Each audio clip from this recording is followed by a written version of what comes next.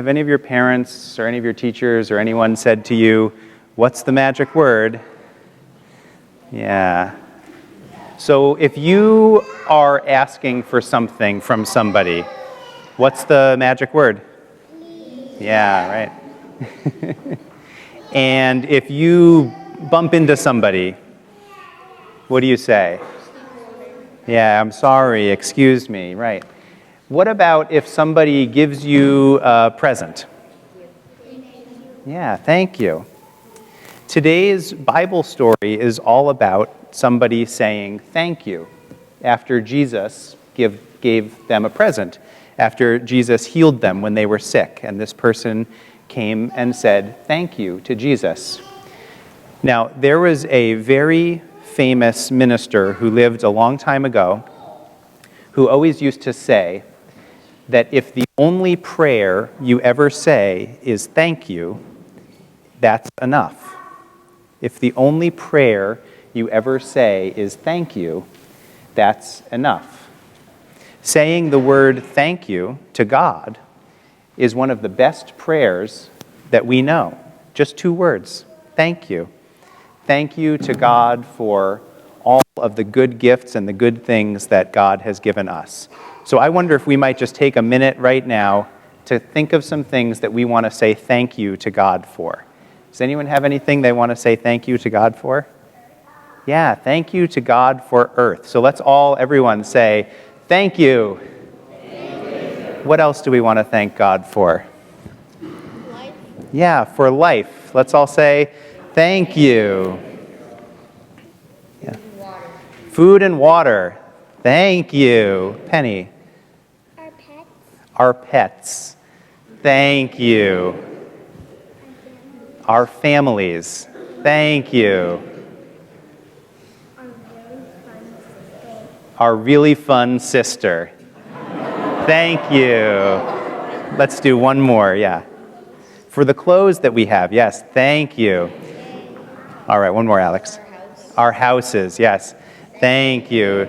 Let's say a prayer together, another prayer. God, we thank you for all of the gifts that you have given us. We thank you for those things that we named here and all of those things that we didn't get to say, but we know that we're thankful to you for all of them. And I thank you for all of these children because they're such a gift to us. Let's all say, thank you and amen.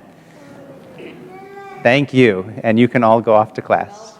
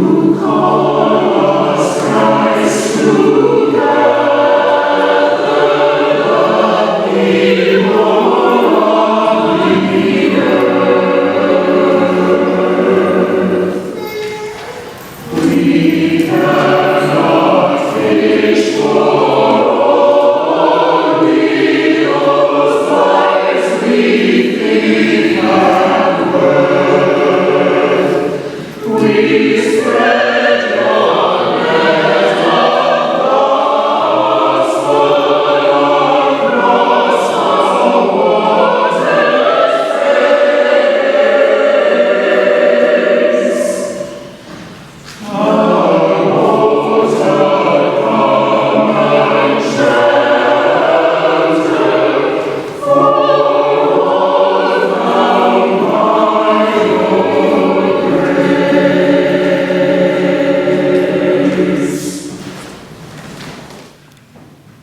Some of the most important characters in the Bible don't have names. There's a woman in the Gospel of John who pours costly perfume on Christ's feet in his final days, one of the few people in his life who Jesus said understood him. No name. Jesus tells a story about a poor widow in the temple who gives her last 2 coins away to the poor, but no name. There is a woman known by her nationality, the Syro-Phoenician woman, who advocates for her right to be healed by Christ. There's Pharaoh's daughter, who adopted the baby Moses, saving him from death.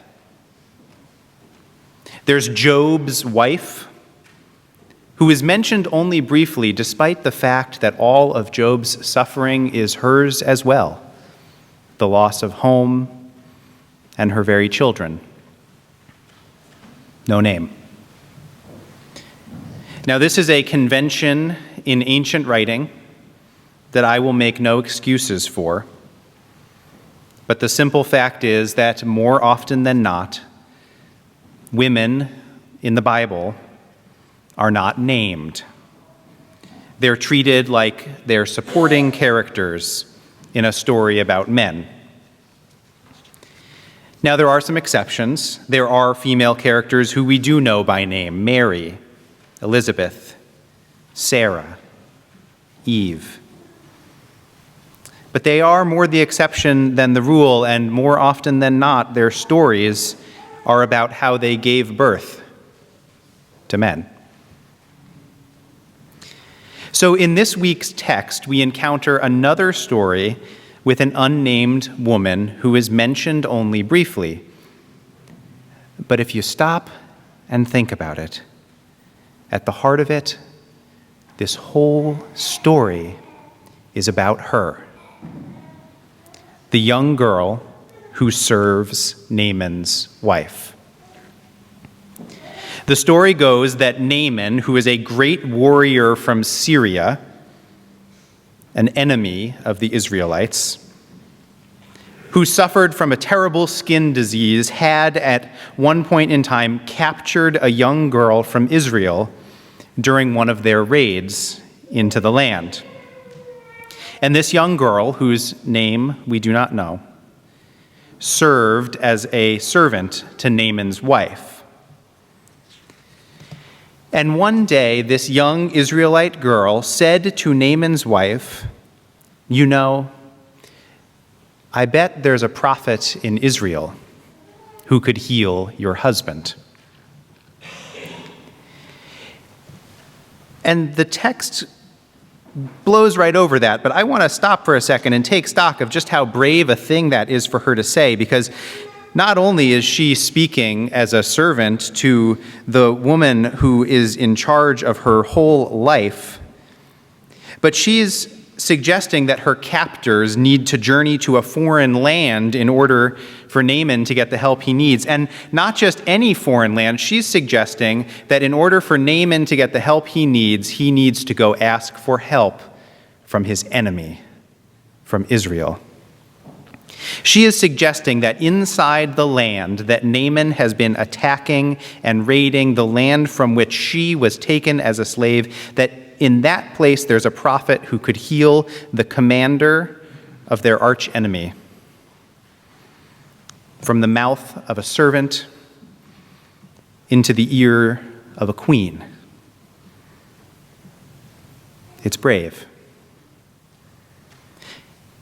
And so they send a letter to the king of Israel requesting that the leading general of the army that has been attacking them and taking their daughters away as slaves, asking if that man could come to be healed of his disease. And the king of Israel is enraged. He tears his clothes and he will not hear it. No way, no way. But the prophet Elisha hears about it and says, "Let him come." So Naaman comes to be healed with horses and chariots and coffers of silver. Just imagine it, the general who had led so many raids parading into town to be healed by our prophet, our God. And Naaman comes to the steps of the temple, and the prophet tells him, if you want to be healed, all you need to do is go wash in the river. And Naaman is enraged. He protests, "Are there not rivers in my own country? Why did I have to come all the way here and wash in your rivers?" He can't seem to see the gift that is being given to him through the blinders of his own bigotry until somebody pulls him aside and calms him down and reminds him that the fact that his healing only requires something simple is actually good news. He should be happy. So he goes and he washes in the river, even though he's still sure it's not quite as good as the rivers in his country. 7 times, and he comes out of the water, and he's healed. And it's tempting to think that this is a story about Naaman and Elisha, but none of it would have happened without the imagination of that young woman whose name we don't even know, but whose bravery Scripture remembers and we celebrate. Because this story is full of powerful men getting angry. It's full of parades and chariots and tantrums and torn clothes and enemies who could not imagine that they would be in the same room, let alone that they would help one another or heal one another. And yet she had enough vision to see that God's love was not constrained by any of those barriers. She was able to imagine that God's healing would overflow the barriers that people had placed on it, that God's healing was not just for her own people, but for the whole world, even for her enemies. And she had the courage to say so. It's actually something quite simple. The idea that we ought to love and care for one another. It's actually quite simple. The idea that God's love is big enough for everyone, that we should pray for our enemies. Simple, straightforward. What seems impossible is bringing that kind of faith to life when it feels like every wind in the world is blowing in the opposite direction. The idea of loving everyone is simple enough until someone attacks you. The idea that God's love is big enough for everyone, it's simple enough, until we turn around and see God pouring out love on people who we don't love. The idea of helping anyone who's in need, it's simple enough. That is, until we find ourselves needing help from someone who we've been taught not to trust. So a long time ago, people wrote this story down, and they wrote it down for us.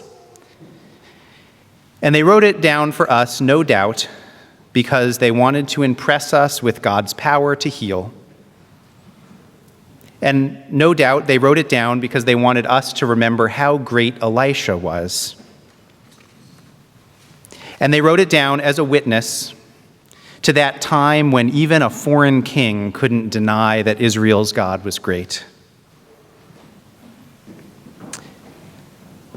But I'm also glad that they remembered to tell us about the young woman whose imagination and vision started it all.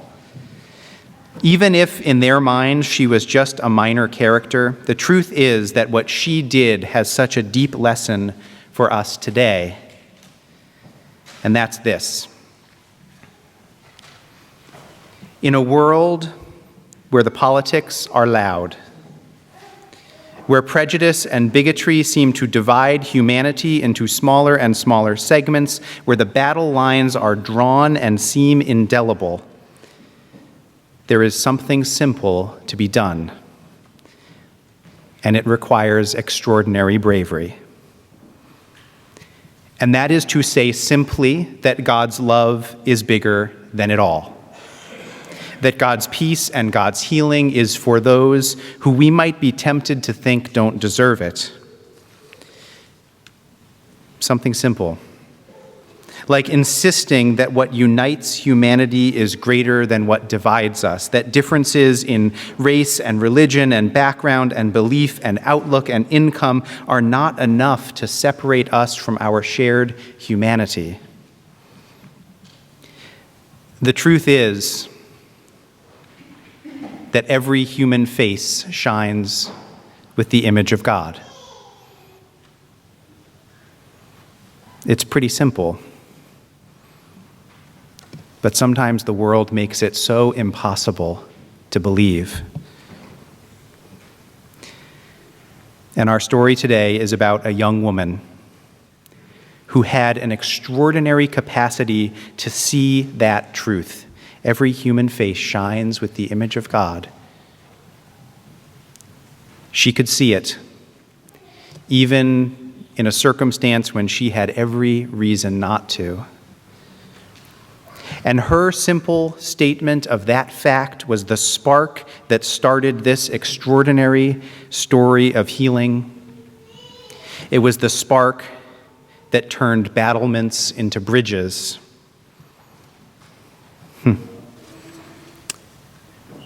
I really wish we knew her name.